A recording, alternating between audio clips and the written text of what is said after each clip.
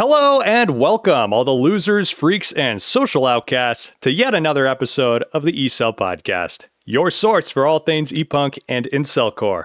I'm your host, Ofigs, and I thank you for tuning in. I'd like to give a much-deserved thank you to the guys who made this project possible, namely Not Okay Ghost, Loser Girlfriend, Fools, Strepsiades, and Parzival. They're great friends and great musicians, so follow them on Soundcloud. Make sure you're subscribed to us here on YouTube and following the E-CEL account on Twitter at E-CEL Network to stay informed on all the happenings in the scene. And of course, check out our channel on BitChute to see any clips of the show we may have to cut out to fit YouTube's guidelines. Also, I would like to announce the podcast has set up its own Discord server, which, thanks to me and my team's excellent leadership, is actually a pretty fun place to just hang out in, so go ahead and join us there. The invite link and links to everything else is in the description below. And before I forget, we also have an E-CEL merch store. We are selling some merch for everybody. I'm going to throw a picture on screen of the promotional poster that was made for us by a professional artist to promote the Wagycore comp album that we just released. So it looks really awesome. I already bought one. Mine's in the mail. It's on its way. I'm really looking forward to getting it. It looks great. So make sure you guys check out the merch store. We got some t-shirts, we got some hoodies, and we got some stickers. So go check that out.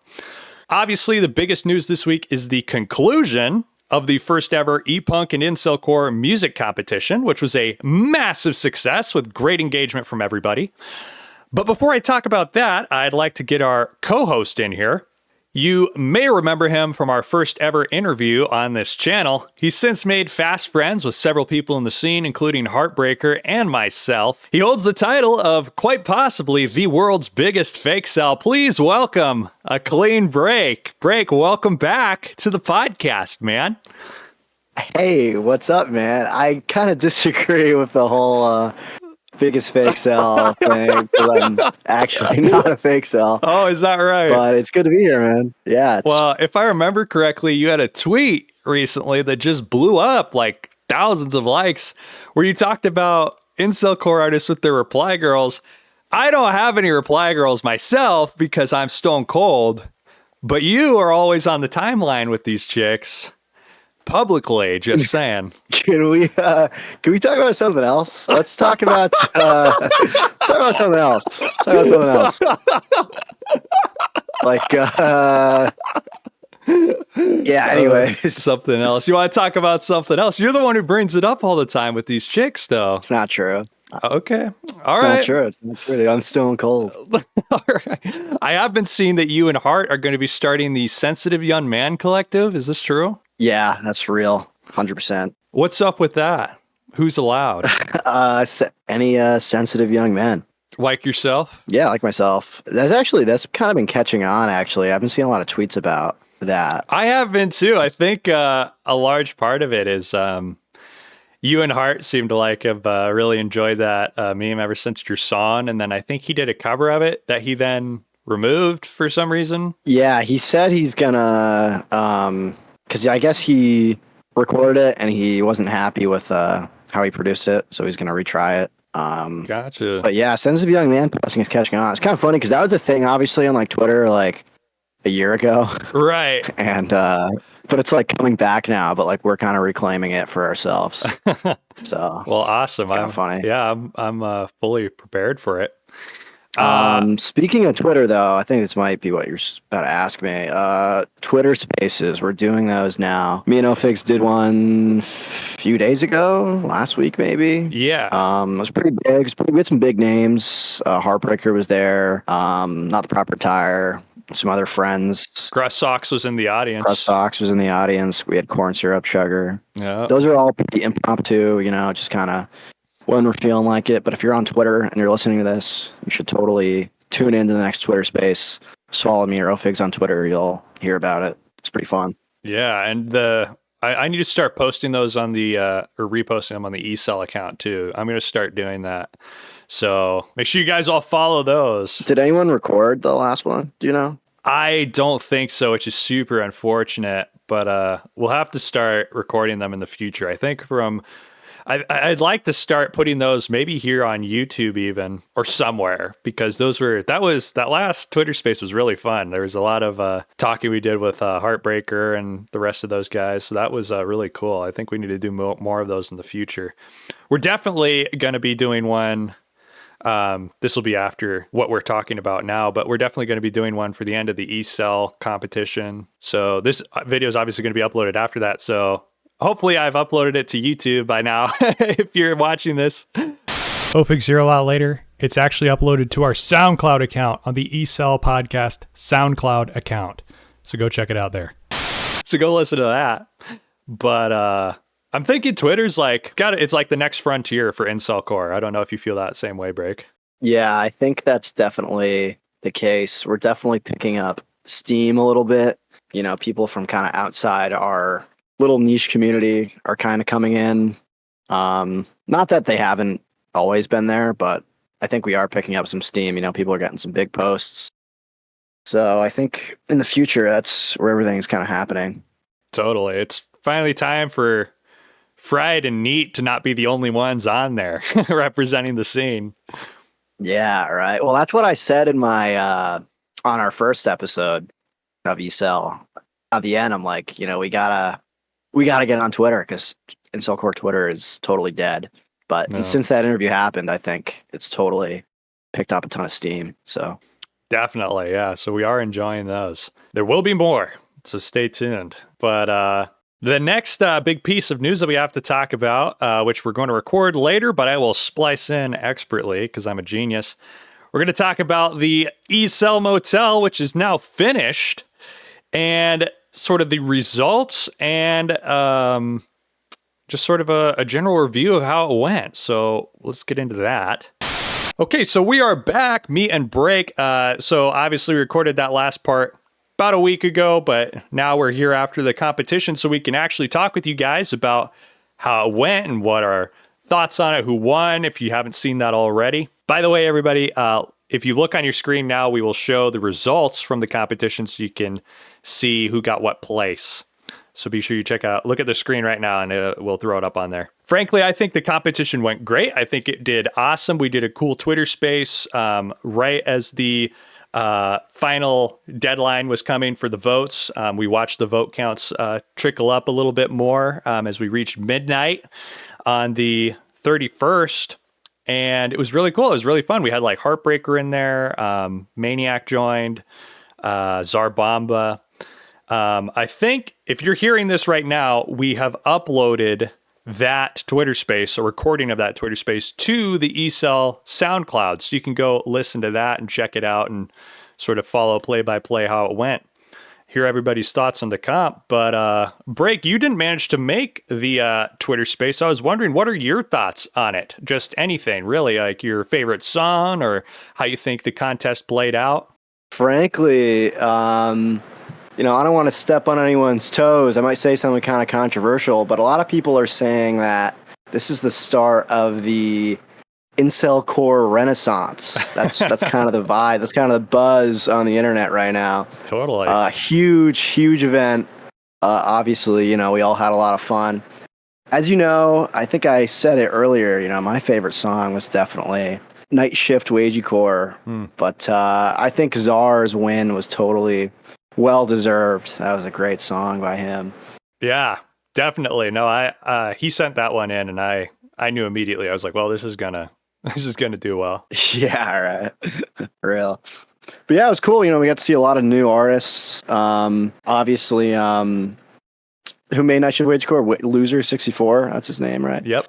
Loser 64. He's pretty cool. I checked out his stuff after learning that. So he's pretty great artist. So it's cool that we have, you know, some fresh faces for sure. Well, it was insane to see because Loser 64, he had 80 something followers on SoundCloud before this competition. Yeah, what's he at now? Let's check. He's gone over 100 now. You can fact check me on that, but yeah, I'll fact check you real time right now. 104. Yeah, that's huge. Yeah, so he's gained like 20 something followers, and they're like big followers. Like Heartbreaker really likes him. Zarbamba, he also was surprised. I think he talked about that in the space. He was like, I mean, there's some stiff competition. Yeah, and also the third place guy, which his name is going to be on the monitor. Go subscribe to him. His name's Yoshi with 2 eyes. He's also brand new, fresh face, and he made 7-Eleven, and that song's great. I loved it. He's since uploaded like a secondary version of it to his own channel, and that one's also really, really good. So the fact that there was 2 really unknown artists that topped the charts here was really cool to see, in my opinion. Yeah, for sure, for sure. I guess that was the intention, right? You know, that's what you set out to do. Yeah. So it's cool that it was. We can officially say it was a success. Yeah. Exactly. I know, and it's great. It turned out great. There was a little bit of controversy just today on the competition. There was some idiot on Reddit. I saw that. That guy's retarded. Can I say that or? Yeah, no, please. He is retarded. I hate that idiot. Well, because you can debrief the situation. You're probably more familiar with it than I am. For sure. Yeah. So basically, what happened is this guy.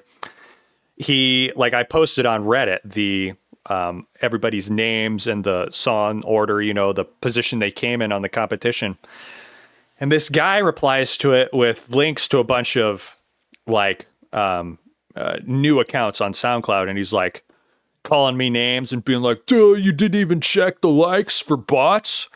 And it's like, you're retard. That people not from SoundCloud, you know, wanted to participate in this. So they made a new account and then voted, you know, like obviously that's probably what happened for like 99% of these. Do we really think that any artist on the scene has like a fervent enough fan base that they're gonna go through the trouble, the effort of making like 12 or 20 different burner accounts to vote for their specific favorite artist? You know, I don't really think so.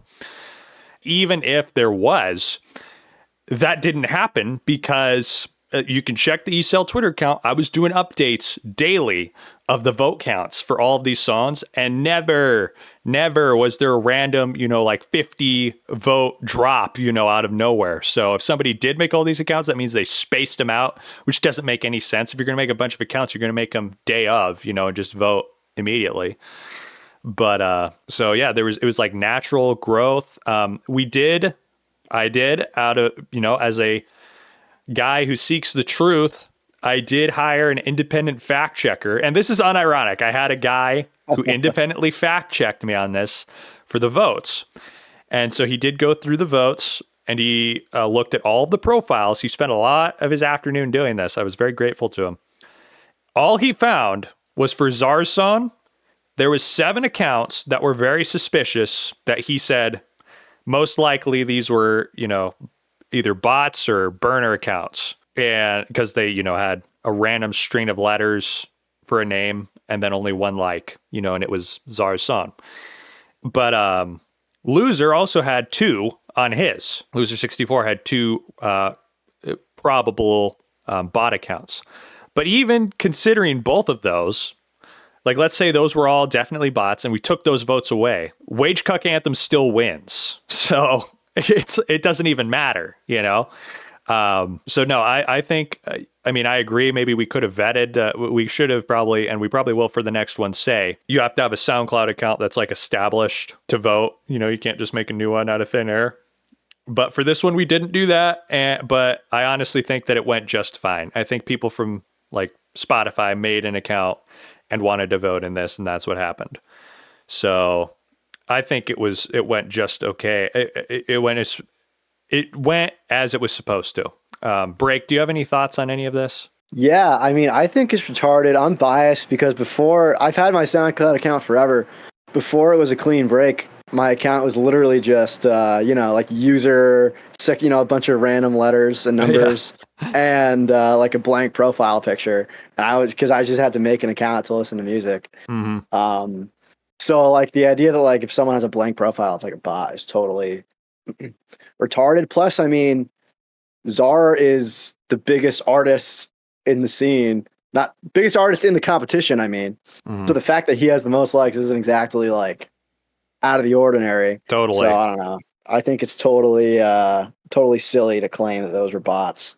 Yeah, exactly. And plus, he never interacted with his own son. He followed the rules.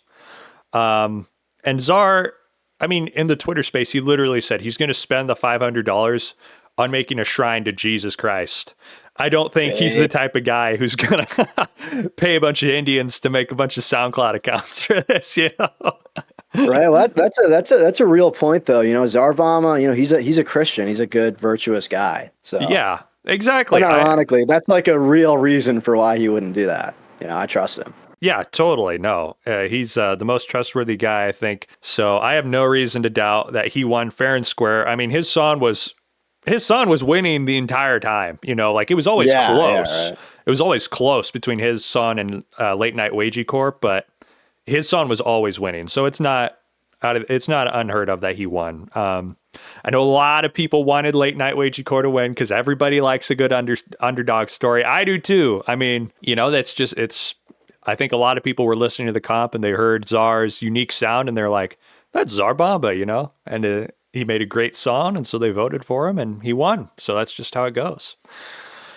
That isn't to say that Loser 64 is getting totally screwed over here. I mean, we're going to have him on for our next interview. That was the second place prize, and he agreed to be interviewed. So in 2 weeks' time, we will have him on the show. It'll provide him some exposure. We'll get to know a little bit more about him. If he has any big projects that are upcoming, I already know that he's this.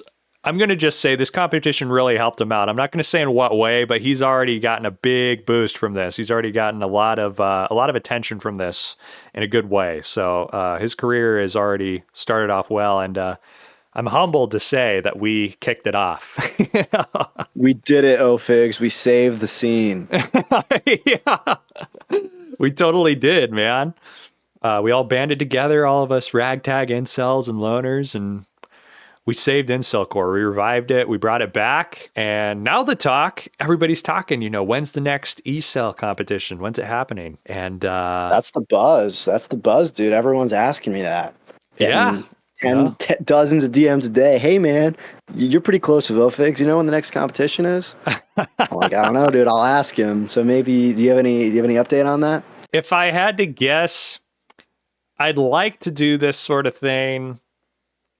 I'm just going to say for now I haven't done really any deep thought into this, but I would like to do it maybe twice a year, because you can't do it too close together. Otherwise, everybody's going to get burnt out on it. I'm going to run out of money. I'm going to be broke. Yeah, right. But we'll probably do another one before the year is over, or right, you know, maybe at the new year, because this is July. Oh, yeah. You know, so maybe we'll do it in like December. It could be, you know, a tentative date there, or maybe January. I don't know. Well, plus with the holidays in December, people will have time to make a song too, maybe. Yeah. You know, Christmas break, you know, get some more artists in there. True. Everyone's not doing anything.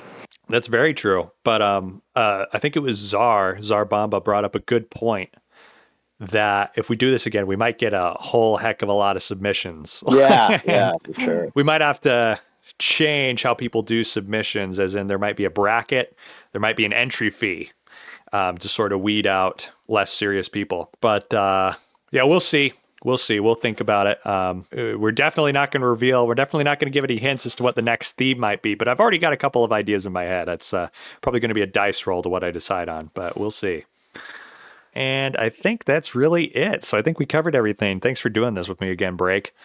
Let's fucking go. Thanks for having me, man. Appreciate it. So without further ado, I would like to finally get Maniac in here to start the actual interview. He's been around for several years, shared a spot on a few different comps with some big names like Hallowed and Little Watermark, as well as has released 7 albums of his own. He's done a cover for just about every song in the scene and just released a brand new original song named Dominoes. Please welcome to the show, Maniac. How you doing, man? Hey there. Pretty good. It's a pretty average day. I'm feeling pretty good. Well, sweet. Yeah, it's great to have you on the podcast, man. Very excited to have you here. Very excited to be here. Yeah, totally. You actually reached out to be on here, which is great because that's what I want more people to start doing. Everybody keeps telling me to reach out to others. It's like, I want this podcast to get to a point where other people reach out to us, to be on here. Yeah. Makes things easier on us. It's, I don't look like such a, I'm begging people to be on here, Gives me a position of strength. Well, a mild shout out to Little Watermark. I felt bad because I knew about the old podcast because like there was one that two people in the scene ran at one point that had like a bunch of people on it. This was like 4 years ago. Yeah. And I didn't know that this one had started until Watermark told me about it, and I feel bad about that. Kind of. Really? No, Yeah, you're not alone. I'm kind of surprised that a lot of people still don't know about this, but it's whatever. We're relatively new. We've only been doing this for a couple of months. Well, and to be fair, I'm always kind of out of the loop on quite a few things. Oh, sure. But I know exactly which podcast you're talking about from the past. And that one was, I mean, not to toot my own horn or anything, but that one the production quality was far less than the E-CEL. It felt like three guys on their phone, just like, it felt like three guys on their phone, pretty much. Exactly. Which there was some cool stuff that came out of that, but at the same time, it did not feel like a podcast. Yeah, totally. Just like felt like you're hanging out in your older brother's room or something. Yeah. But I was meaning to ask you then, our first question for you, on your SoundCloud account, which seems to be your main, would you consider that your main platform, or would you say you've moved more to Spotify? I think I've moved more to Spotify recently, Spotify and YouTube stuff, because the big thing with SoundCloud is just that it has limited upload space. Sure. And that between covers and original stuff, I upload so much music that occasionally I have to go out and clear out like stuff that's pretty unpopular and then like upload it to an archive page or whatever. Right. Just because I don't feel like paying $120 a year for SoundCloud to host more music. Totally. Yeah. No, very, very understandable. I was meaning to ask though, on that SoundCloud account, your first publicly available song was uploaded in 2021. Is that actually your first song or? No, my first public song, and I don't even think that it's on the page anymore because I think I uploaded like a newer version of it, was a cover of a punk song, that Negative XP song that everybody's done a cover of. Wow. At the time I knew next to nothing about recording. I had just gotten my little Scarlett, I don't know what they call them, the Solo, the little recording interface. Mm-hmm. And so I just wanted to record something. And so I used like a $15 microphone and a guitar cable. And then I used the GarageBand drums. Awesome. Wow. Is that cover still available somewhere online? Yes, it is on the, it is on the, oh my goodness, the anniversary edition of Zoomer Punk, my first album. I put it on there as a bonus track. Oh, just because I wanted people to be able to find it. But well, sweet. Yeah, I was also going to say, you've already sort of talked about this. Now you have like hundreds of songs that you've put out. You're like tons of music. Way too many and way too many covers. Oh my goodness. It feels like sometimes I just have become the covers guy, and that bothers me a little bit, but at the same time, I really like doing it. So I keep doing more of it. Sure. And it's obviously worked out in your favor because now your production quality is very good. I mean, everything that you make, thank you. It's leaning on professional, leaning towards professional sounding. But I want to know, how did you start making music? Like, when did you begin? What led you to making music, if you want to talk a little about that? So, yeah, this is a weird story that I think I've told once before, but it was for like a zine interview like forever ago. I first started playing.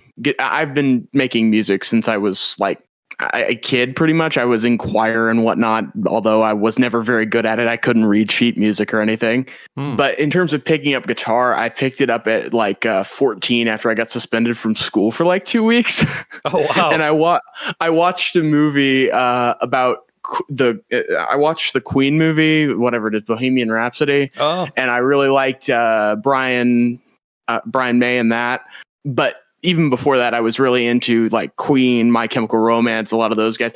And all of them had like really cool guitar players.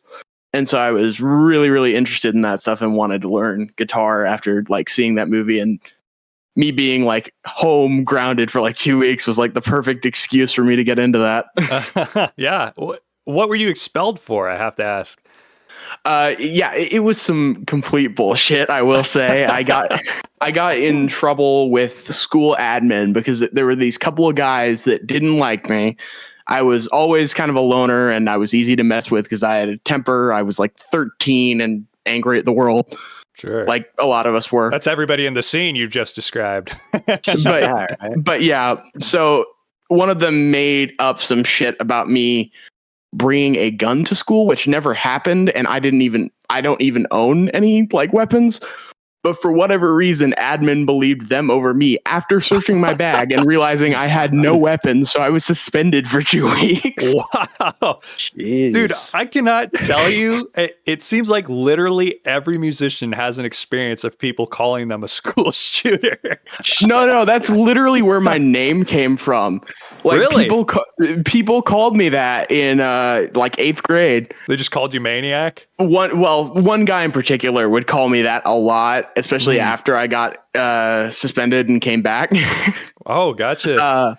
And so it really pissed me off. And so when I was 14 and making random ass whatever the fuck blues music in my bedroom and like recording it on Audacity with a singular computer microphone, I decided to use that as my artist name for the first thing I put out, which is still out there, which is a very shitty acoustic guitar recording EP called Sad Songs. No way. It's on SoundCloud?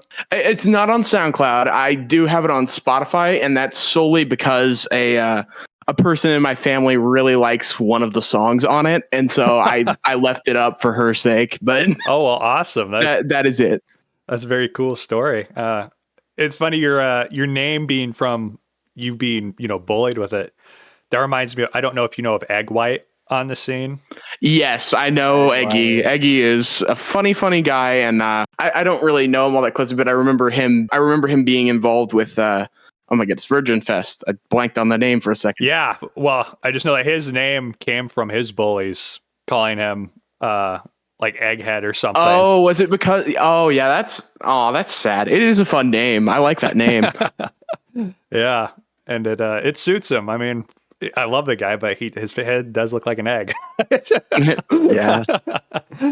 Well, I think it fits his music thematically too, which mine doesn't, especially as I've gotten older. Like my music does not fit the name at all. Sure. And it never did, especially that first like EP. I have no idea why I went with that as my artist name for an EP that is mostly like random acoustic me ripping off 1920s blues riffs, man. Like I don't know why I thought that was a fitting artist name for that EP at all. Sure.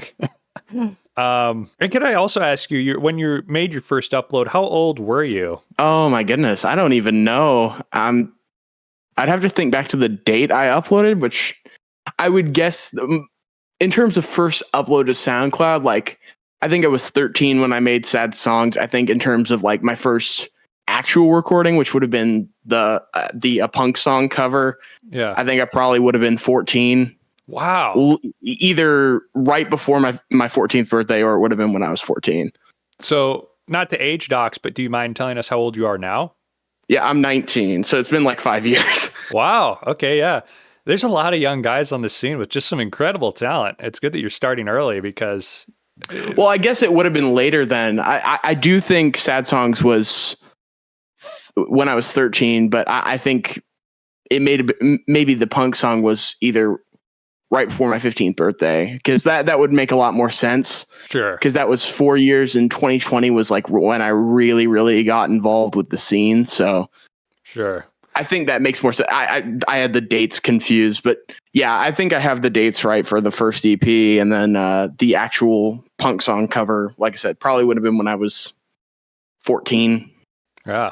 Well, that's incredible. Obviously, since you made those, you've, as we said, you've uploaded a lot of music. I noticed that there is a Maniac archive channel. Yes. That I'm assuming you run it. I do. That is a second account I made with like a burner email because a bunch of people asked me to re-upload some of my like earlier SoundCloud covers that I had taken off to make space for new stuff. So it was all just songs that were removed for space reasons. There's none of it was like taken down. There's stuff like that, but there's also some new stuff. I think some of that might be private actually. I should put some of that. I have stuff from like 2022-ish, that kind of era, that was some other covers I did of certain songs that I never uploaded on main that I don't know if those are public or private or not. I had a cover of Triple Homicide that I did, and I don't know if that's private or not. If it is private, I'll make it public after this, but sweet. Yeah. But none of it was taken down for like, like SoundCloud removed it or anything like that? Oh, no, not at all. I've never pushed the envelope enough to get something removed from SoundCloud. You really, really have to push the envelope, I have to say. Yeah. At least it feels that way to me. No, you totally do. I actually just I had one of my songs removed just the other week. The only one I ever know that I've ever known of that got removed from like people I know, I think Watermark had one removed at one point, but the one I think of is Zarbamba, who literally had a song that was entitled "The N-Word." Like the actual, and it got removed. Yeah, it was spelled out. Yeah, spelled out completely. Well, I think Below Ground had the same thing happen. He had a song that was called CIA N-Words. Oh yeah, I remember that. Isn't that still up though? I think that's on Spotify. Yeah, you can have it on Spotify. You can have Spotify's a lot more lax about profanity. They take down things that they get really popular that they don't like for whatever reason. But if you're a small enough artist, you just fly under the radar with regards to Spotify. Yeah. SoundCloud's also probably a bit more strict because they're a German company. So they have... yeah, that makes sense. I didn't know that. A lot of people don't, but it explains why my song was removed, even though it was like blowing up and... I'm not going to self-plug. People can find it, but yeah, I know. Oh, is that I saw you did a cover on Twitter making fun of Shooter. Yeah, yeah. Is that what the song was? It was. There is a full version of that, but yeah, I said some pretty heinous stuff. So, oh my! You're right. You do really have to push the envelope to get taken off, but I was going to say then you're, as we're talking about, you do mostly covers. I'd say it's probably like 90% of your discography.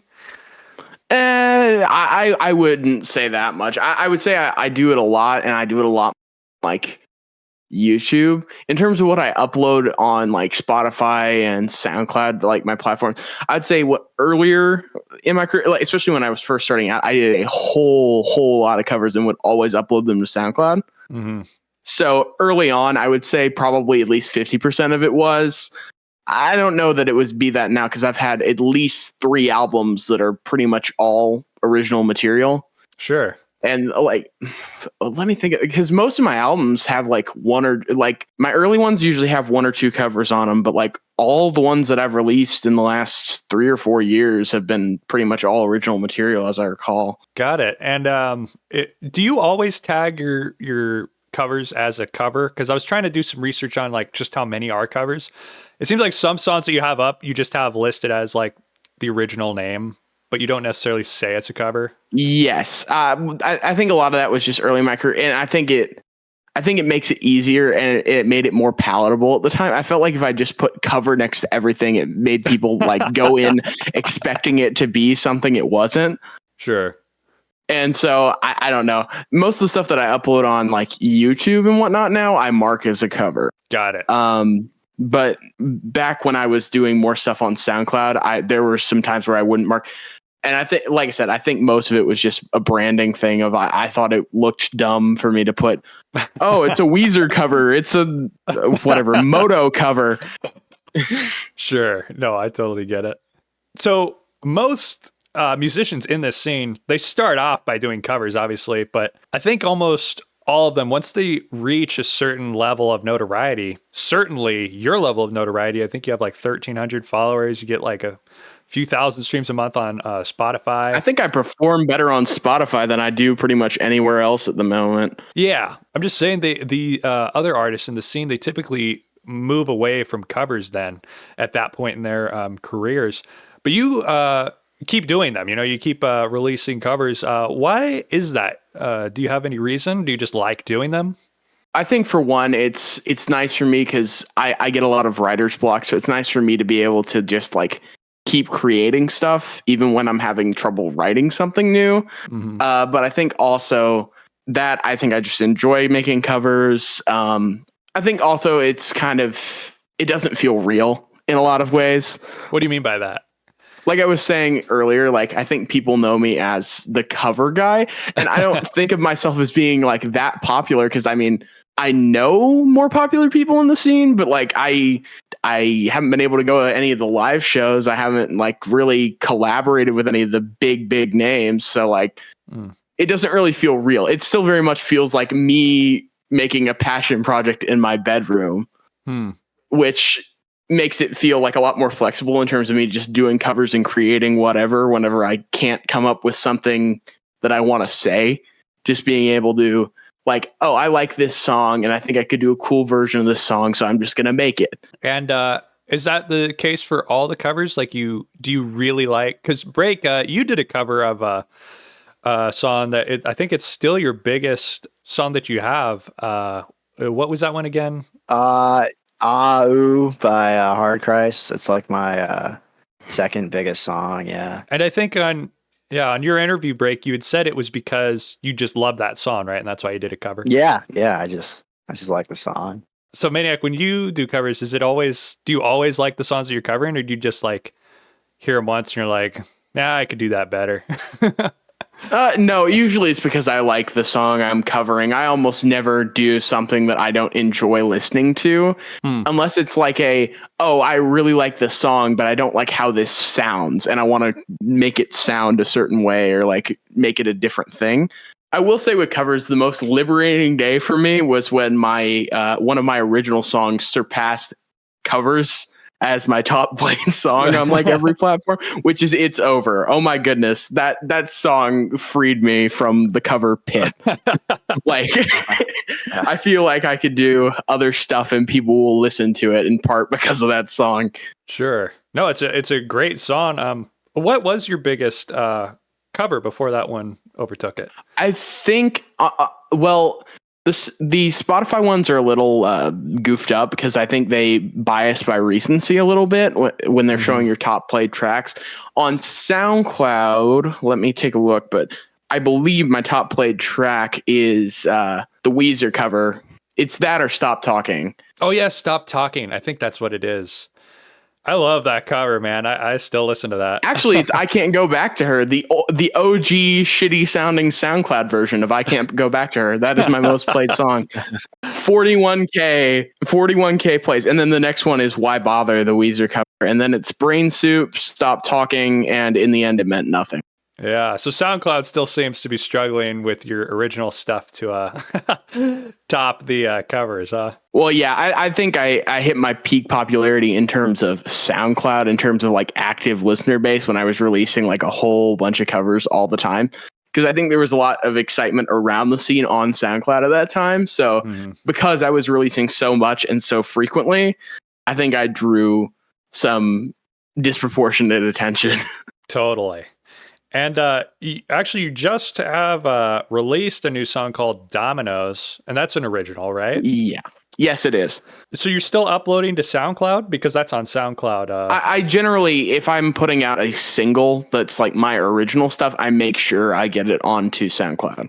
Gotcha. Because I still do have a sizable listener base there, and I don't want to short them or make them feel excluded or whatever. I still like it as a platform, and if it didn't have that dumb 120-minute song limit, then I would definitely upload more stuff to it, but it does, so totally. That's a pain in the rear sometimes. So because you don't pay for the premium, does that mean you don't make any money off of SoundCloud either? Oh, no, I don't make any money off of SoundCloud. I make some money off of like Spotify and off of Amazon, but I make no money off of SoundCloud. Gotcha. Wow. So that really is just your charity. I mean, I don't really make a lot of money on my music anyway. I would like to make a living on it at some point, but I don't know. I'm not a big enough artist for it. And right now I'm mostly doing like school stuff anyway. So like, I don't really need to be making a living off of it. So I just, like I said, it still doesn't feel entirely real. Sure. If it still feels like a passion project of, oh, I really like making music in my bedroom, so I'm going to make it and upload it, and whoever likes it likes it. Yeah. I do have another question. So we've talked about your Maniac archive account, which is sort of like your secondary. There's also another account that you have called Good Times, Bad People. Yes. And that one is yet even more covers that you've done. Almost all of that is covers at the minute. I intended to make like a indie acoustic kind of side project out of that, and I just haven't had a lot of like time or ideas for it. I have a whole bunch of different instrumental songs. I had a whole EP planned for it, and I just have not gotten around to finishing it. Got it. Okay. So all the stuff that's on there currently, other than like one instrumental song, is covers. Yeah. all right. I was wondering because I know that you had the archive and then you had this other account. So I was like, does this guy just have so much music he needs to space it between 3 accounts? No, I had a thing planned for it. Actually, I have a cover that I'm planning to upload in like a month or two to that one of a song that I really like by a artist called Purple Mountains. I think he had a band. I don't really know a lot about the artist himself, but he had a band previously called the Silver Jews. And that isn't like derogatory or anything. I'm pretty sure like it was just because he or one of his bandmates was Jewish, and that was just a fun name. Oh wait, the Silver Jews? Yes. I thought it was the Silver Juice. That's a funny name. Anyways, like I said, I don't think it was like anti-Semitic or anything. I think it was just he or one of his bandmates was Jewish, and they thought it was a funny name. I mean, it is a funny name, yeah. Anyways, he came out with this song. Maybe I'm the only one for me, and I'm planning on releasing a cover of that on the Good Times Bad People account. All right, well, so maybe I can finally bring some activity back to that after like a year and a half of me not using it. Well, nice, cool. We're looking forward to it. Because you've released so much music, I'm surprised that you haven't been on more like compilations, really, because. You can correct me if I'm wrong here, but I've only been able to find 3 comps that you've been featured on. And those are, it seems like you first started off with one called Dumbasses Volume 1, which was a bit of a flop because there was never a Volume 2. They might have changed the name on that. As I recall, it was called something else before. Oh, okay. And they might have changed it. Gotcha. Well, whatever it was, it didn't really take off. No, it was a bunch of randos from like SoundCloud mostly. And I just got involved in it because I had a song I wanted to put out at the time. And I knew some of the guys that were in it and they were nice people. So I was like, okay, I'll contribute a song. Gotcha. And then there's a second comp that you were on called FML, which was a little bit bigger. It still wasn't like a huge comp or anything, but that one it had Lil Watermark, Edgemaster 42, Dime Tap, Endweiser on it. You, obviously. And that one was tagged specifically as E-Punk. I think that was just last year that one released. Yeah, my memory is bad. The 2 big ones I remember are the ones I did with Hallowed. Yeah, It's Over, We're Back. That album. It's Over, We're Back. And then there was also another one that he put out. Can't Believe It's Not Music. Oh, yeah. Yes. Yeah, I contributed a song from my album that was coming out like a month after that to that one. Sweet. So I think these are the only albums that you've been on. Have you ever been asked to be on other ones or? Not any major ones. Why do you think you haven't been on more? I think the main reason I haven't been on more is just because I'm kind of a niche. A lot of like I would guess I hate to say important because that sounds pretentious, but a lot of the more popular people in the scene like know me, but I'm not really a giant figure in the way they are. So like a lot of the major comps, especially recently, have been pretty much only major artists. Sure. Like 10K plus followers / monthly listeners. Well, you could have submitted a song for the E-CEL Motel, I'm just saying. But yeah, I ran out of time for that. When I found out about that, I really wanted to do it, but I realized Domino's wasn't going to be ready in time for it. Oh, shit. And I felt bad about that. But yeah. So that was supposed to be on there. Yeah, I would have probably, but I don't know that it fits Wagey-core. It's more a political whatever. Sure. Like me being angry at dumb people running our government. Well, still, that's still cool. Do you have any desire to be on like comps in the future? You kind of find being just, your own thing. I'm open to it, mostly because I like collaborating with people, and I don't know. I haven't really been asked to do a lot of collaborative songs. I think that's for like a bunch of different reasons, and also just because you generally only collaborate with people that you're like really close friends with. The only major artist that I've collaborated with recently, and that's stretching recently because that was like almost 3 years ago now, was Watermark. I have some decently close friends in the scene, but like a lot of them have very different styles to what I do, and it's complicated. I would be open to collaborating with people or being on comps if somebody asked me to. Sure. Are you active in like Discord and stuff? Oh yeah, 100%. 100% I am, but yeah. Sorry. I don't think I haven't seen you around in any of these servers. Maybe I don't know. Maybe you're in different servers to me. I'm in servers with the what would be the like farmyard people. There's a private server that like one of the major artists owns that I'm a part of, and I talk to a lot of those guys pretty frequently. But like in terms of if there's more public ones, then I don't really know that much about them. Like I said, I'm not super plugged in. I am bad at using plugged in. I am bad at, I mean plugged in with like the broader scene. I am bad at using social media, and part of that was that I pretty much, other than watching YouTube, I wasn't really that online until I was a teenager. So I really have like very limited experience with like the internet, even though I have like a ton of experience using software. Really?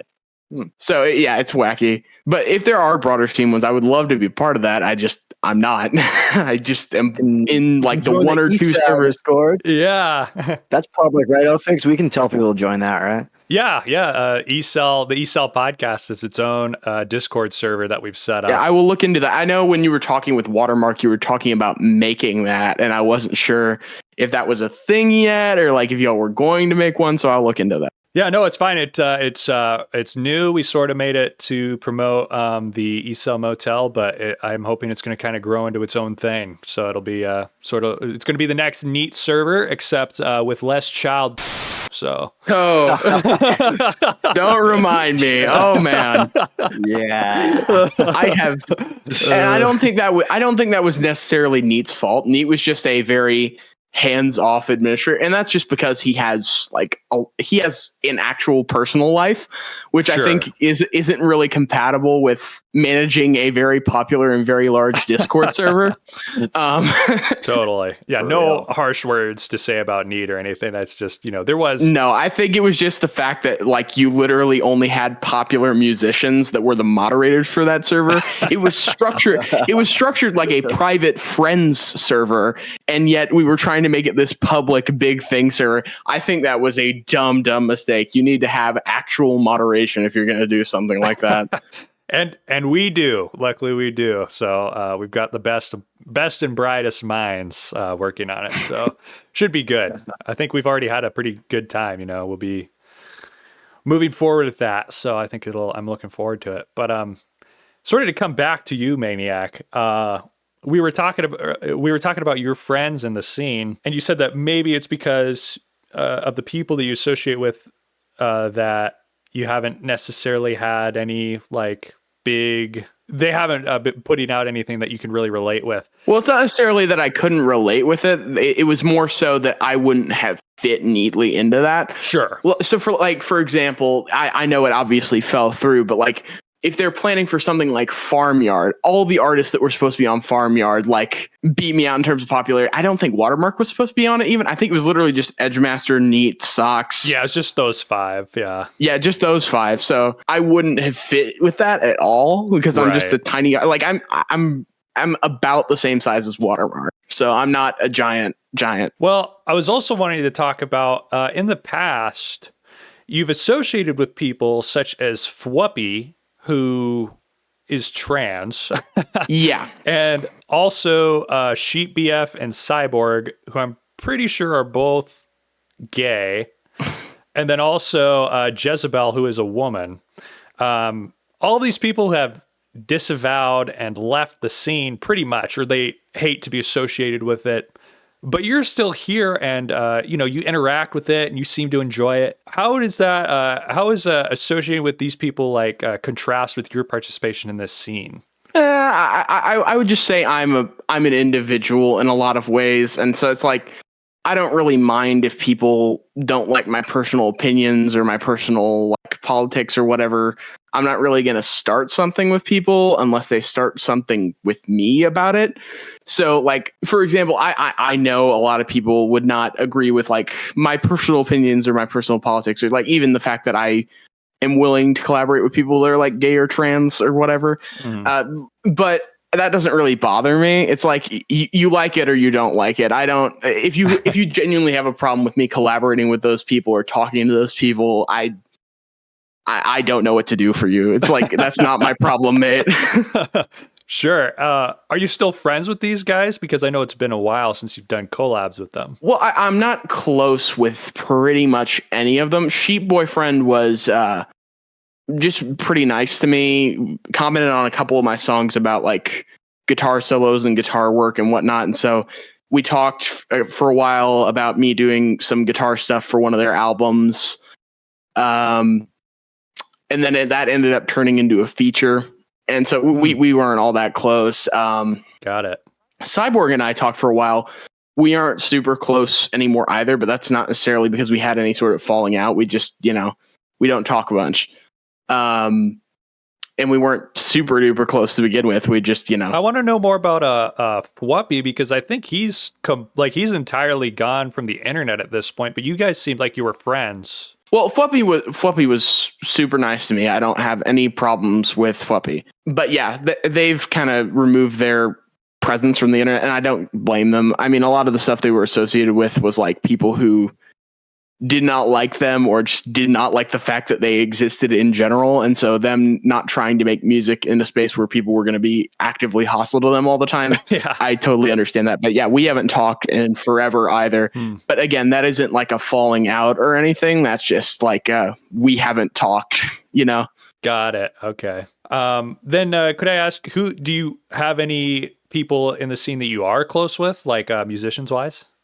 I would say probably like Watermark and Edgemaster. Really? The two of them have been really nice to me over the years, and I've talked to them a lot, and we have our disagreements and whatnot, especially me and Edgemaster. We talk about politics a lot, but we have a mutual respect going, and I am very thankful for their fellowship and friendship. Okay, well, good. And sort of speaking, I think that leads pretty naturally into this next question. Incelcore and E-Punk, they are pretty inherently right wing. People could say it's because of punk rock, modern punk rock. If it's going to be against the establishment, it's going to be right wing. But you have referred to yourself as the token lib of Incelcore. I am the singular one. Yeah. I want to know, why do you associate with a scene that a lot of people in it are going to be hostile to your belief system?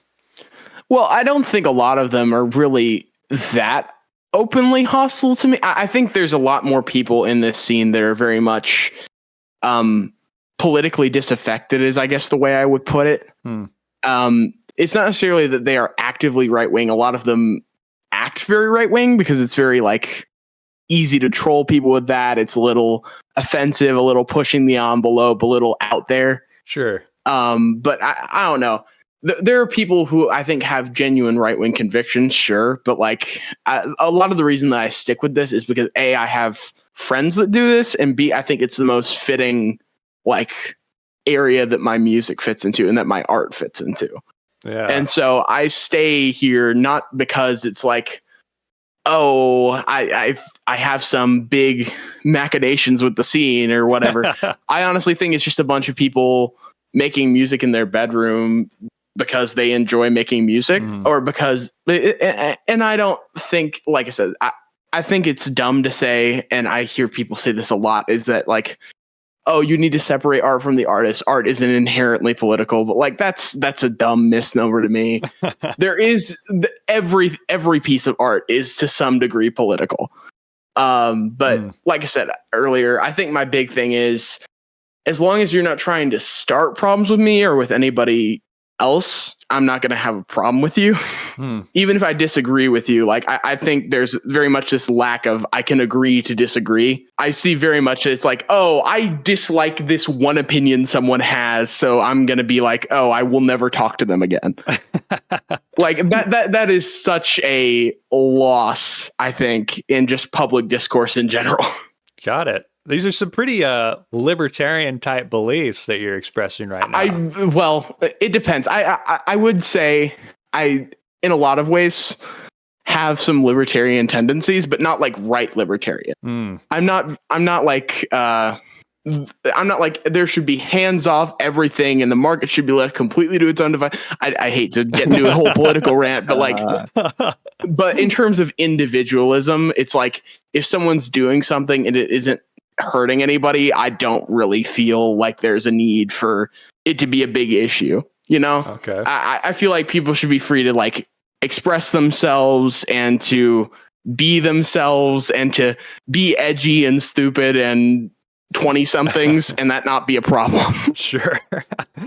I do want to know, do you ever listen to songs in the scene and find yourself getting triggered? Oh, not at all. Not at all. I mean, most of these songs aren't even like political. And most of the ones that like present as political are like very trolling, I guess. Like they aren't expressions of belief. Like, I hate this group, we need to exterminate this group or whatever. It's I don't know. Have you ever listened to No Kill 'Em? I do not. But anyways, no, I don't really. At most, I will be like, that's a little bit reductive, but like most of the songs in this scene are less so about I have this strong political belief and I'm trying to express this strong political belief so much as like so many of the songs in the scene are about like loneliness, disaffectedness, being like lost and feeling like the world isn't meant for you. Like you don't fit. Sure. And so I think that's a perfect area where my music, because I am in every sense like the most lame human being possible. In a person. Oh, come on, you're not super lame. I mean, you're a niche internet micro celebrity. That's not lame. I just mean in terms of like personally, like I'm not really that subversive. I'm not really that interesting in a lot of ways. And so most of my like annoyance or sorrow or like not feeling like I fit in is just like being lost. And I feel like this is a scene of people that very much relate to that. And so I think that's why some of my music clicks with people, is like I'm expressing those feelings of depression, isolation, loneliness. And I think that's stuff that a lot of like both self-proclaimed incels and like other groups of people who maybe don't agree with me and a lot else can relate to. Well, sort of speaking of that, self-proclaimed incels, you maybe this was a joke, but you called yourself an incel before. Oh yeah, I am. In every, I would say not politically. I'm not a member of the group online that like politically identify, like those forums, like incels.is that like are groups of people that call themselves. But in the technical sense, yes, I have never had a girlfriend. Well, not a real one anyway, but you know what I mean. A waifu, perhaps? No, that's not what I meant. I meant like somebody manipulated me when I was in high school and treated me like they were like into me so they could get shit out of me for a while. And eventually I just got fed up with that shit. Hey, that's women for you, man. That's the sort of girlfriend that I mean. I'm not an anime fan or any of that shit. I treat the term anime with like all the disgust of looking at maggots. I do not like it at all. Brutal. It just looks so. Goodness. It bothers me so bad, and I have no idea why. It just fills me with immense disgust. So much hate in your heart.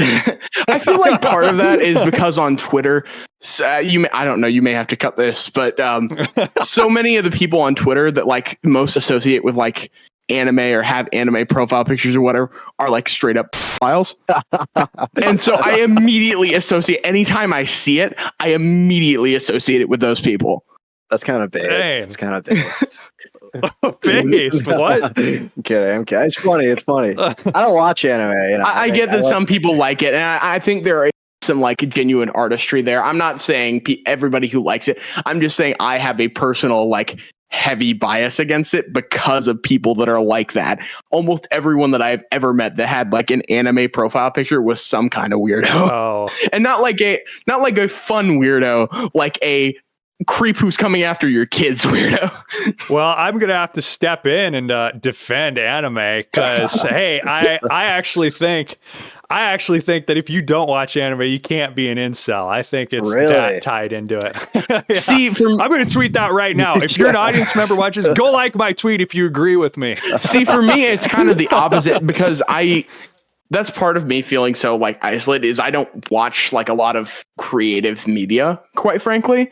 And anime is part of that. I don't watch TV a lot. I don't watch like shows or like movies a lot unless I'm particularly interested in like the I don't know, the theme of the movie or the setting of the movie or the whatever. Sure. And so I am way behind on pop culture, like all the time. I don't know who like any of the celebrities that people are talking about are.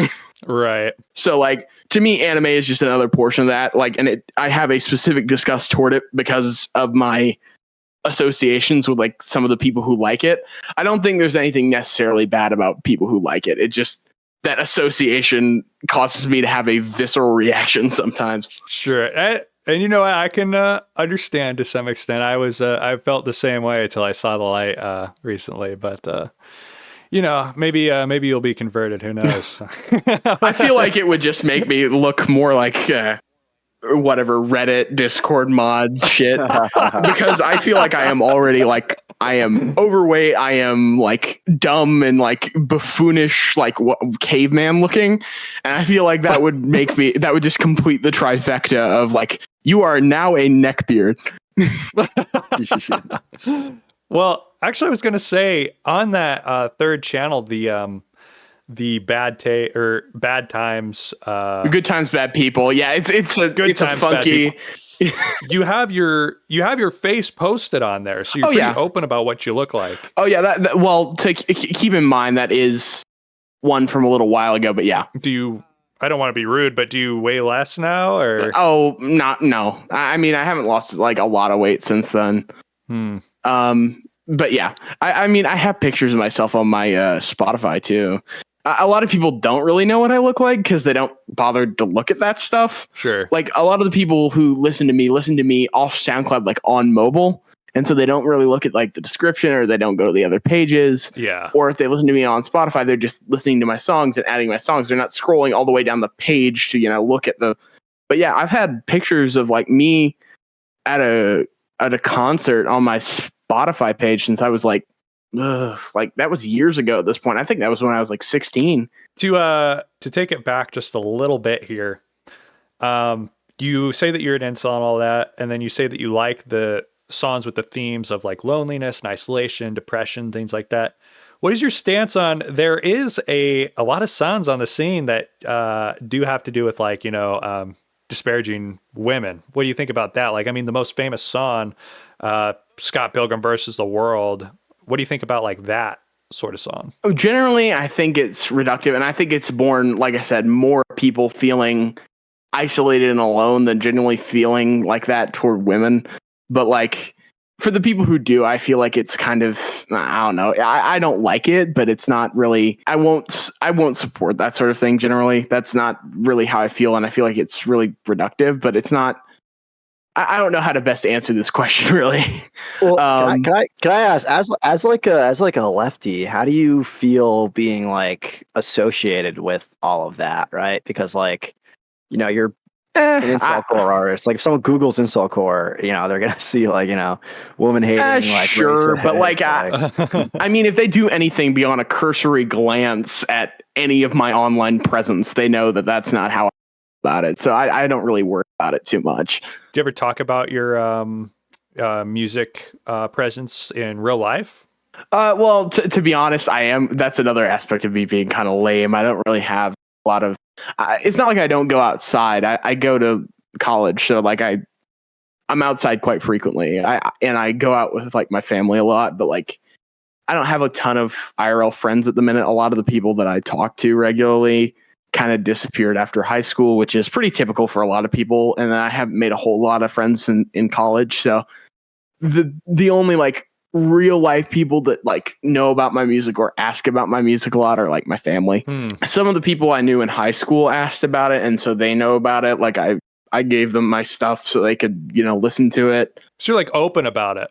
If people ask me about it, the only reason more people like that I've come across don't necessarily know about it is because they just don't ask. Oh, okay. And I don't feel like constantly shilling my stuff to people I come across IRL. So so like a lot of people who know me might not know I make music, for example. Have you ever considered playing live shows or anything? I have. Unfortunately, it's like there's nobody like around here. This is public on my SoundCloud page. So I'm pretty confident that people know that I'm from Texas. Yeah. There aren't a lot of artists down here. The closest shows are like the southern ones. Until a couple years ago, like I didn't have the capabilities to get out there. And even now, like I still don't. Like I'm in college for a good portion of the year. And like, I don't know, a lot of the people that can do that have a lot more like freedom in their personal life than I do. And I haven't had the capabilities to do one. I would love to do one, and I have wanted to do one. They just aren't in a convenient area for me at all, which sucks because I like a lot of the people who do the live shows. Like, if I had an in-depth discussion with him, me and Howard would probably have a lot of disagreements, but he's always been super nice to me. He's just a extremely nice person. Yeah, he's a cool guy. I've met him. Same with Watermark. Like, although I'm a lot closer to Watermark, like we have I would say we probably have some disagreements, but like he's been a really good friend to me. And so if I was playing a live show with him, I would feel pretty comfortable with it. Well, have you heard about Southern Scum? I think that's going to be taking place in Florida this year. I believe it's happening sometime in October. It's next month. Yeah. Next month? Yeah, it's next month. August. It's late. Oh, I haven't heard about that happening at all. But like, you could probably play that if you were able to get over there. Florida is a bit far. Maybe I haven't been invited, so I don't invite yourself. I'm sure they'd love to have you. Yeah. You can literally you can probably just ask. Probably. Well, yeah, I've spoken to Greens on Toast a couple of times. I don't have any particular issues with him either. So if I really wanted to go and I really wanted to bother them about it, I'm sure I could. But I feel like a month's notice really isn't a lot, both for the people who are playing it and for like me. For like doing that sort of stuff. That's just like this. I'm sure it'd be no big issue.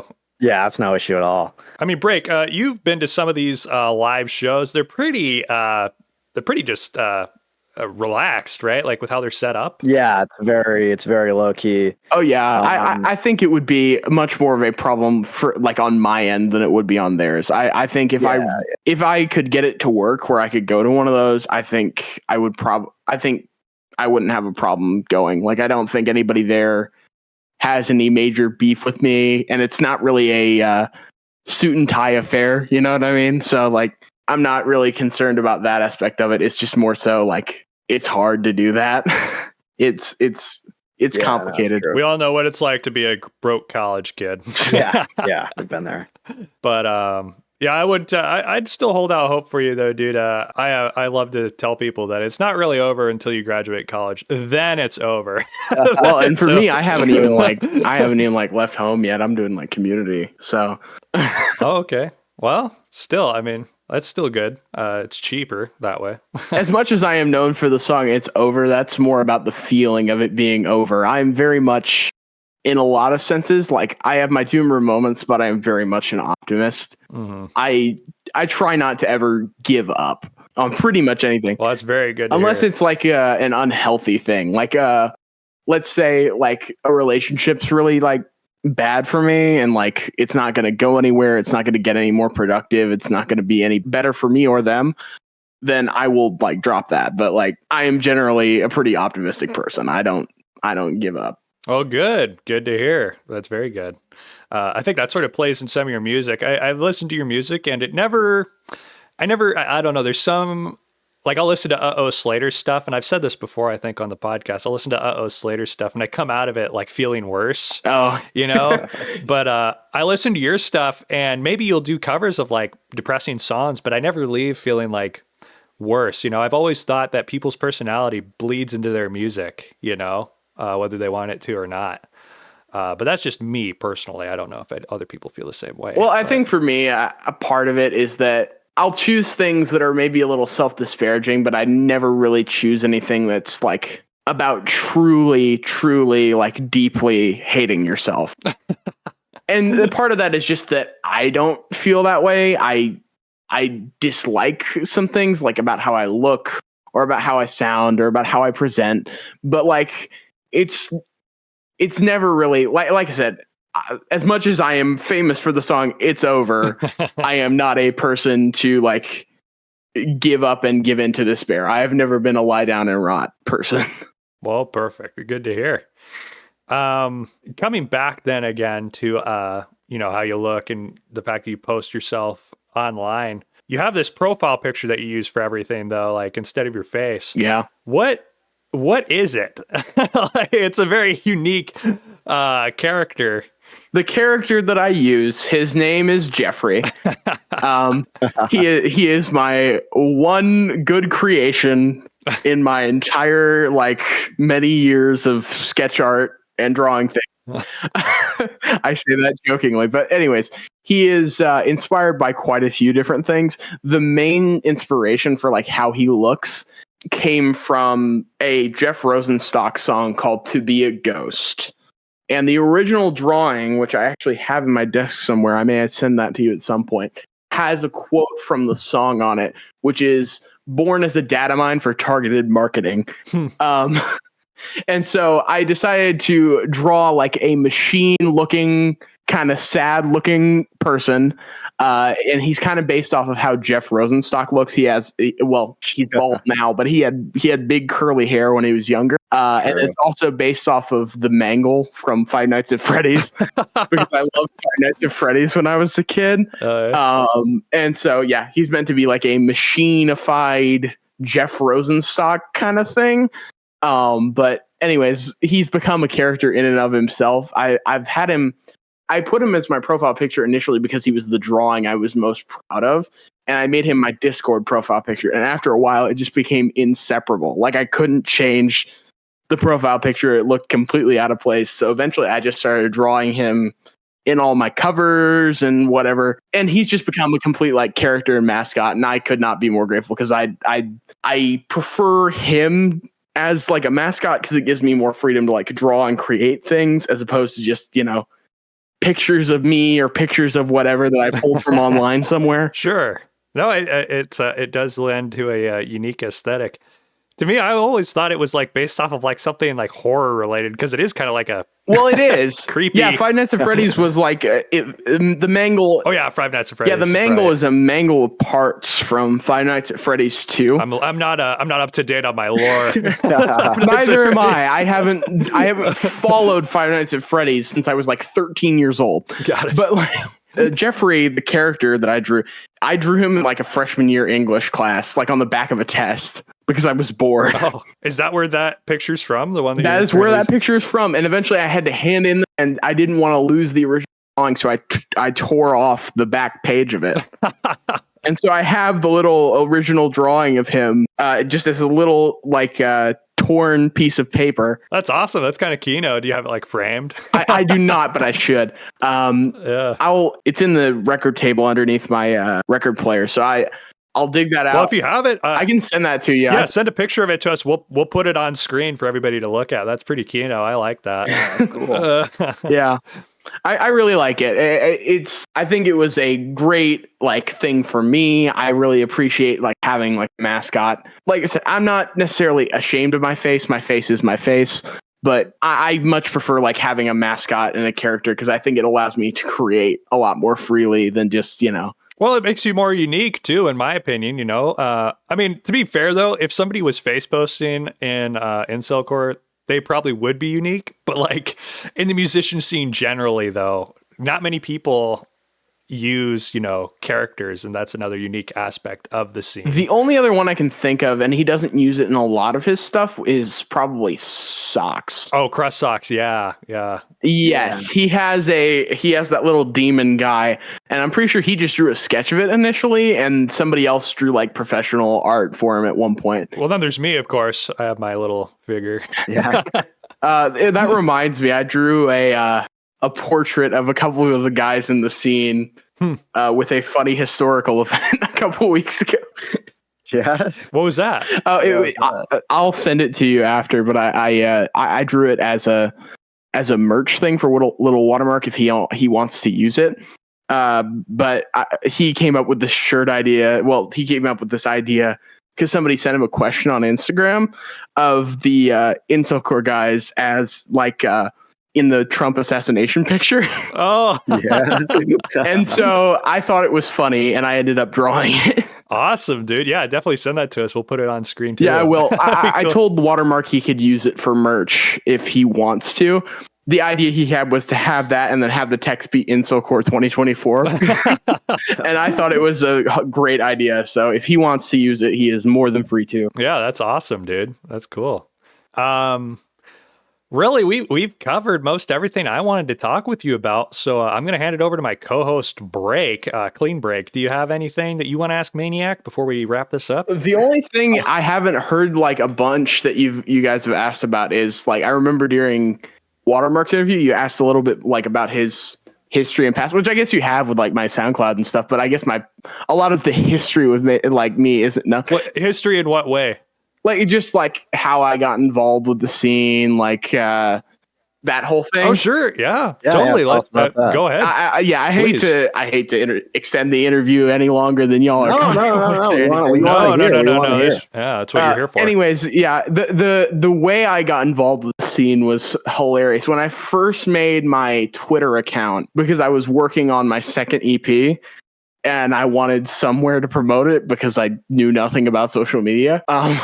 When I was making my Twitter account, one of the first people I followed was Slater because I had really liked his major. Well, I don't even know if it was an EP or an album, but Death by Slater. I really liked Death by Slater. Goated. And I got the link to the first major Incelcore Discord that I joined from his Twitter. Was that ICG? Yes, it was ICG. That was the first one I joined. That was probably sometime late 2020, probably November 2020, I would guess. Yeah. Because I remember it being like late fall, early winter. Anyways, yeah, that's how I joined that initially. And somebody realized I made music. And so a guy that ironically kind of hates my guts now asked for my music links. He was a friend of Neat and Fried and a couple of the other guys. He asked for my music links. I sent him a punk song cover, and that was like how I got a whole bunch of my inroads talking to people. Sweet. Was because I got a musician role in ICG from sending a guy who now hates me a song that I covered. He hates you now? I'm pretty sure he does. I mean, he pops into ICG like once every 6 months, and half the time he like mildly beefs with me whenever he does. So. Well, it's not even ICG. I shouldn't say that, but the new one, the private one, he's friends with a couple of those guys, so he's still in the server, I'm pretty sure. But is there any reason behind that?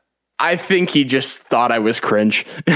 Oh, okay. Like after he kind of learned more about me, he just kind of found me cringe. Sure. So once you got this musician role, then is that when you started talking with all these other guys and being prompted to make more music? Yeah, ICG was like where I met pretty much everybody that I know from the scene. Other than like the new people that have come along in the last few years, I met Hallowed elsewhere, and I met some of the live scene people like during and after Virgin Fest. But like other than that, like Neat, Fried, I'm pretty sure I even met Watermark in there. Edgemaster kind of came along later, so I got to know him in like the private server like probably a year ago. Right. Did you go to Virgin Fest? I did not. I wanted to. I thought it was cool. And I was very involved with the whole shit posting on Twitter around that. Okay. To the point where I'm pretty sure I pissed off Atlanta Antifa. Wait. So you're anti-Antifa? Not necessarily. There are anti-fascist groups that I'm fine with, but like Atlanta Antifa and them calling like everybody that went to this random incel concert neo-Nazis didn't sit right with me, and so I made fun of them on Twitter, and they blocked me. Are you the reason that they made the big hubbub about the... No, I am not. They were making the hubbub before, and I was reacting to it and making fun of them for making the hubbub. Oh, gotcha. Huh. Well, good. Incelcore defender. Awesome. Good to hear it. Anyways, yeah, I later ended up on a list on like whatever it was, Dirty South Right Watch, as like, watch out for these artists on your local bills or whatever. I remember that list. So that doesn't bother you that like everyone else on the left views you as like... That is the thing I will say is that is not everyone else on the left. That is a couple of nut jobs who run a dumb Substack website. I am not afraid of them. Yeah, I don't know. I mean, I feel like most lefties kind of share that. Well, not to mention my music name is so common that it's like, what?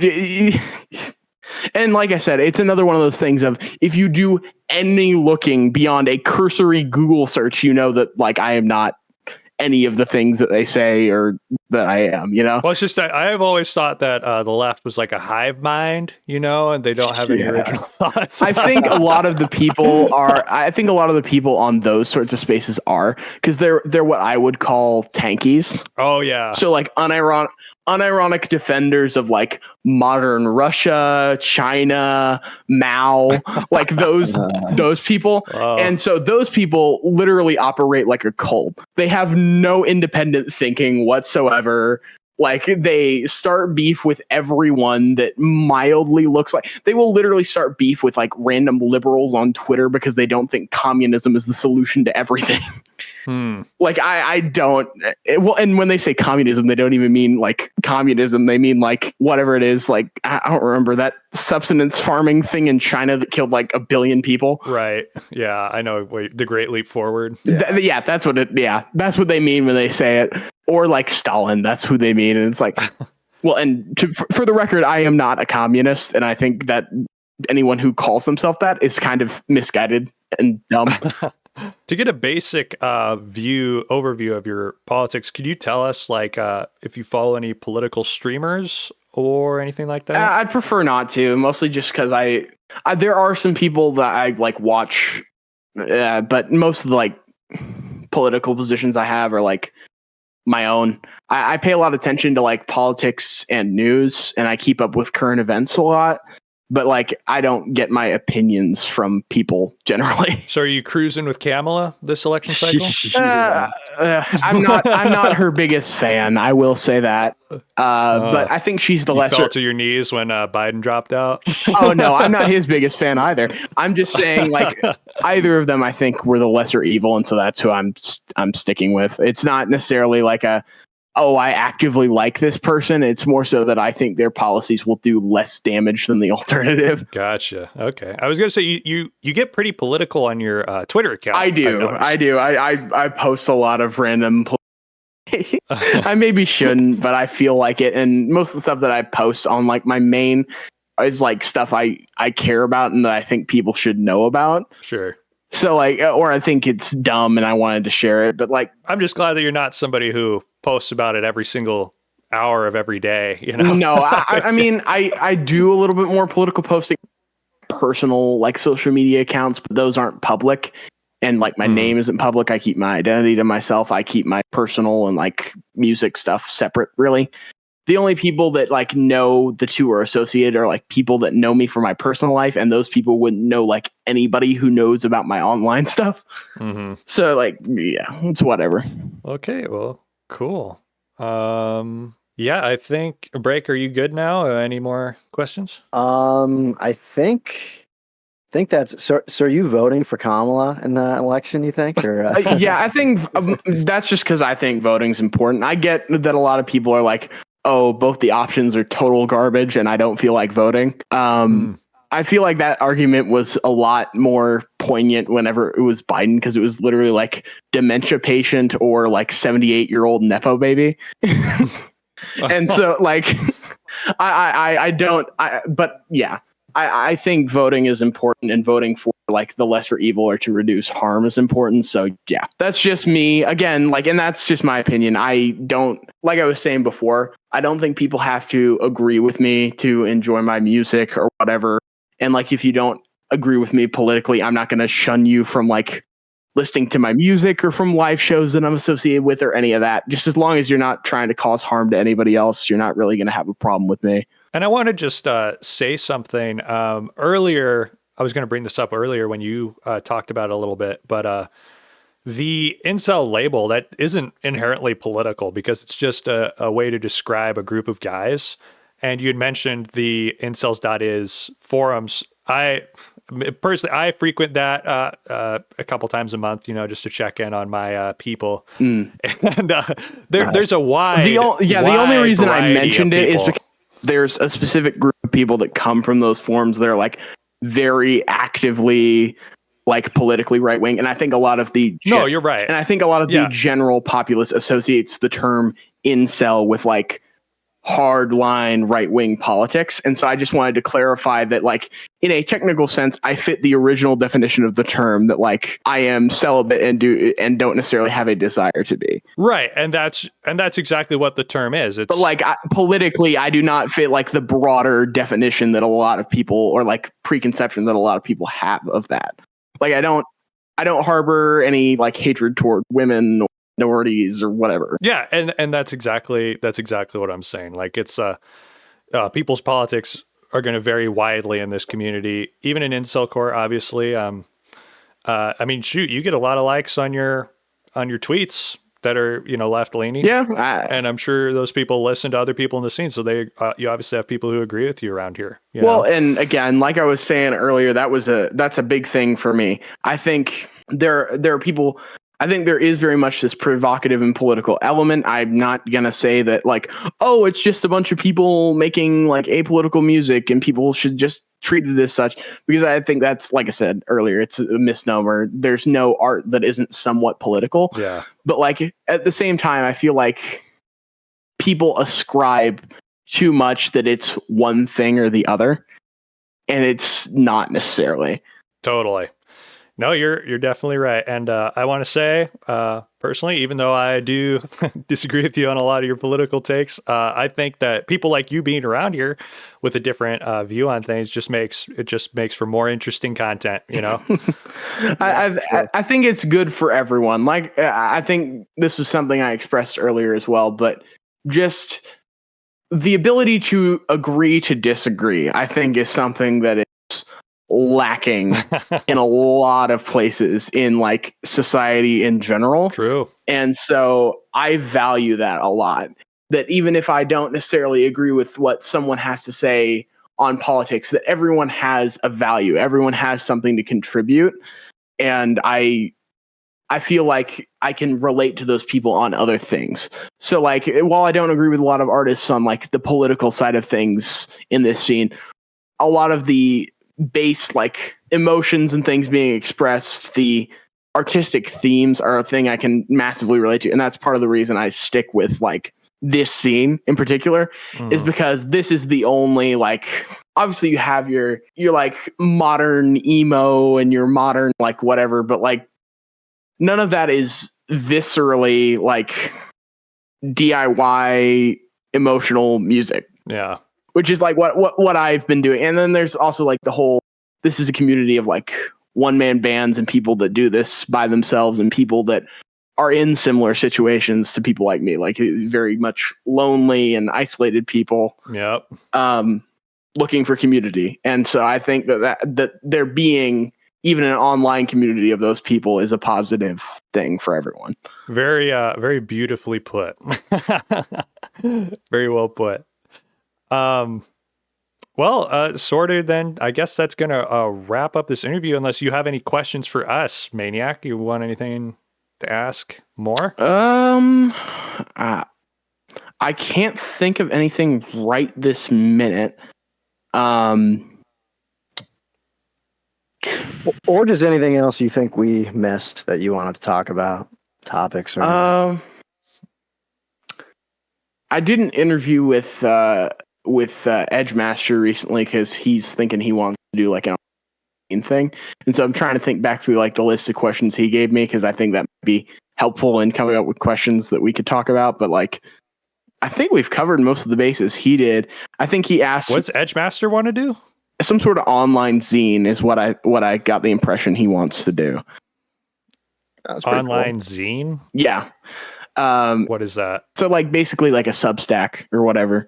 Oh yeah, I remember him posting about that on his Twitter account. He needs to reach out for us. Does he not know that we're like the next news piece? I would be happy to tell him about you guys. I'm sure he would be happy to. Well, I don't know how talkative he is because I don't know that he's done like a whole bunch of interviews or whatnot. But if he wants to, I'll tell him that like you guys are around and you guys would be happy to promote that if he makes some more progress on it. Oh, totally. Yeah, definitely. We'd love The to. only thing he asked me about that I think you guys have not asked me about is like he asked about an interesting bit of lore, and I told him a story about one of the cover arts for one of my it was an album, but I made it an EP because it had some songs on it that I wanted to remove from Spotify. Well, what's the story on which one? It was Nightmareland, my second major album, or did that come? Yeah, it was second. I think. What's the story behind the art? The story behind the art is that it was made by this random like furry artist I met in ICG. And that, I'm pretty sure that guy literally later went on to commit arson. Wow. Okay, cool. Yeah, most stable. That may just be a story. That is what I heard from other people that were in it at the time, and the guy hasn't been active like at all since. So I would 100% buy. If it is not true, it is not true. But like, yeah. Well, that is interesting.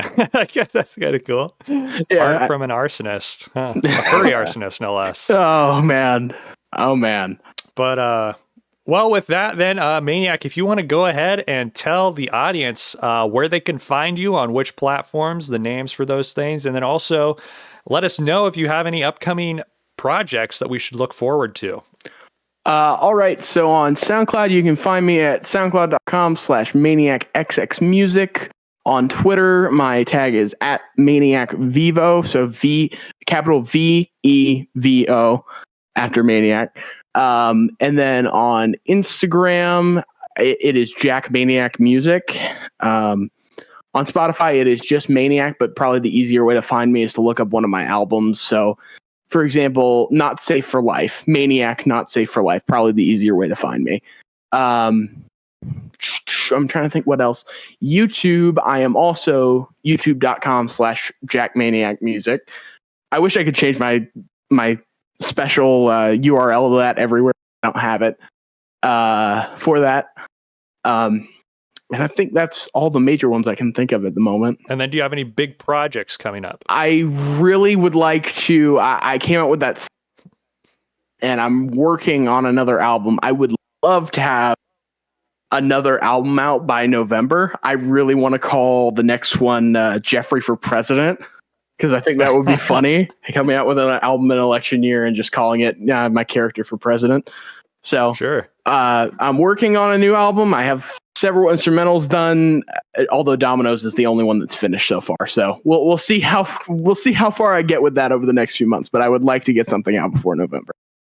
And then you said you're going to be releasing a couple songs on your archive account after this interview? Yes, I'm going to put... So my archive account, SoundCloud, is at Maniac Archive. It just has a whole bunch of disposable stuff on it. Actually, it looks like most of that stuff is already up, that I already made it public, and just that not a bunch of people have heard it. So there's a cover of Triple Homicide by Jezebel Gabrieli, and then there's a cover of a Yaller Hornets song on there. And I put it out a year ago, but like I said, almost nobody's going to know about that because nobody checks the backup count. Well, okay, very cool then, man. We're going to wish you luck on all of your future endeavors. We're going to hope that everybody checks all those out and listens to your stuff. I think it's very good. I think it's very professionally made, and looking forward to what else you have to offer us in the future, man. All right. Well, it's been a joy to be on. If you ever need anything from me, you just let me know. I'll be around. I have no plans of going anywhere at the moment. So Good talking to you, man. all right. Yeah, we hope you stick around, dude. Take care. All right. You too. See ya. Thank you. Bye. All right. Well, that was our interview with Maniac. I think that went surprisingly well. What do you think, Break? Yeah, no, that went very well. Cool guy. Pretty nice guy. You know, that's pretty good. I was wondering how it was going to go, considering he is posts a lot about politics on his Twitter, and I've definitely said some things in the past interviews that he wouldn't agree with. I know. I was totally anticipating that to be a bigger topic, but I guess not. I kind of tried a couple points to maybe push in that direction just for fun, Right. but that didn't really happen. Yeah, he didn't. Unlike a lot of people who have those beliefs, he didn't seem to be much of a how do I put it? Like a porcupine. You know, he was just he's very relaxed and open to talk about it, which is cool for me to see because I think it's interesting to hear from other guys who have like unique takes on things. You know, like unique opinions and stuff. I think that's what keeps this scene fresh. As I told him. Yeah, I'm a total. You know, I like hearing edgy takes. I was like, I want to hear this guy say something crazy. But no, he's super chill guy. Yeah, I'm surprised he doesn't have more friends in the scene. He's just got to be not very sociable if he doesn't have more friends. Because talking to him, I mean, it's like easy to get along with, you know. Yeah, super normal, chill guy. I'm surprised he's not More normal than active. you. Maybe he'll be more active. What'd you say? More normal than you. You call yourself like a normal Yeah, guy, he's right? Oh wait, even no, that's a more normal tire. than me. Yeah, that's a tire. Yeah, you confusing That's a tire. me Yeah, with, yeah. Sorry. Yeah, a tire comes on here. He's like, I'm just a normal guy. I think Maniac's more normal than a tire, frankly. Yeah, a bunch of normies in the scene, dude. It makes me sick. I know. We need some more totally fucked up weirdos. You know what I mean? Yeah, exactly. Well, yeah, I guess that's pretty much it. Break, do you want to go ahead and tell everybody if you've got any upcoming projects? It's been a while since you've released a new song, man. What the heck's going on with that? I've had zero creative inspiration recently, frankly. I've been tried a couple times to make some demos. It's all total slop. So I got to get back on the grind. I'm really letting everyone down. I got to get back into it. You had mentioned to me that you were doing a bunch of collabs. Is that still true, or? Yeah, a couple of them. There's one with Life is Spirals that is going to be on the next Tech Club comp. When's that? I don't know. They're usually pretty. What's the word? It's kind of like whenever. So I don't. Probably later, like in a couple months, because we haven't. The last Tech Club was. I don't even know, like April. Yeah, I think it was April or early May. Yeah, it was pretty recent. Yeah. So that'll be out. I had a couple more with a few other people that kind of fell through because I keep missing deadlines. Well, I'm totally wow. I've been off the ball. I'm not gonna lie to you, man. Yeah, dang. Well, time to get back in the saddle, bro. You gotta get people. This is the time for you to start releasing stuff. You know, you're getting all this attention. I know. I have to get back in the studio. I have to. You and me actually have a collab that I wanted to do. That well, yeah, even that. I haven't been doing anything, dude. It's yeah. I don't know. I got. Well, don't worry. I'll start pushing you. I'll start pushing you a little more. I'll help you lock in. I think I have to go live in the woods for like a week. You know, I have to do something, live like an ascetic lifestyle, get some creative inspiration. Take a page out of Fried by Fluoride's notebook. Yeah, something like that. Maybe you have to I don't know, start drinking more. I haven't drank a lot recently. Maybe that's kind of a correlation there. Geez, all right. I'm not going to support that, but if that's what you have to do, I guess. Yeah, maybe. I might start doing that. But go ahead and tell everybody then where they can follow you, and if well, I guess you don't have any projects coming up, but if you can think of anything. I'm on SoundCloud. What's my name? My URL, soundcloud.com/acleanbreak. No spaces, all lowercase. I'm on Twitter, real_incel_. I'm pretty active on there recently. Follow me there. That's kind of it. Those are my two main things. Sweet. Yeah. And the audience can obviously follow E-CEL here on YouTube. Please subscribe to the channel, like this video. Follow the E-CEL channel on Twitter at E-CEL Network. We're going to be reposting all the interesting stuff that people in the scene put out on their Twitters. So it'll be like an aggregate source for all the news. Also also look at least at our BitChute channel. If there's anything in this interview that is against YouTube's guidelines, we're going to cut it out of this interview, put it on BitChute. So that'll just be a couple of short clips. There's a couple of clips on there already from the other interviews that I think are hilarious. So please check those out. Also, everybody, remember, please, to check out the E-CEL Motel store, the merch store. We've got a promotional poster that came out really good that you should buy. We got some hoodies, we got some t-shirts, we got some stickers. Please go check it out. The link to that's going to be in the description below. I've got $500 I got to make back, so the more you buy, the better for me. Also, make sure that you guys check out the Twitter space where we covered the publishing of the E-CEL Motel Wagey competition results. Listen to that. It was a very fun Twitter space that we did. I think the recording is going to be published on Soundcloud, so be sure to check that out also. And also follow me, Ofigs, your host. You can follow me on SoundCloud. It's just at Ofigs. You can follow me on Twitter, also at Ofigs6966. Randomly generated numbers. I didn't come up with those. And also I have a YouTube channel, again, at Ofigs. I like to keep it simple. And yeah, me and Break are hopefully going to be doing more Twitter spaces in the future. So please follow us on our Twitters because we want to make those more active. Join our E-CEL podcast Discord server. Invite link for that is in the description below. We'd love to have more people in there. And that's where we'll give notifications for everything the E-CEL podcast does. So you'll be up to date on all of that. And with that all out of the way, yeah, I guess that's it then.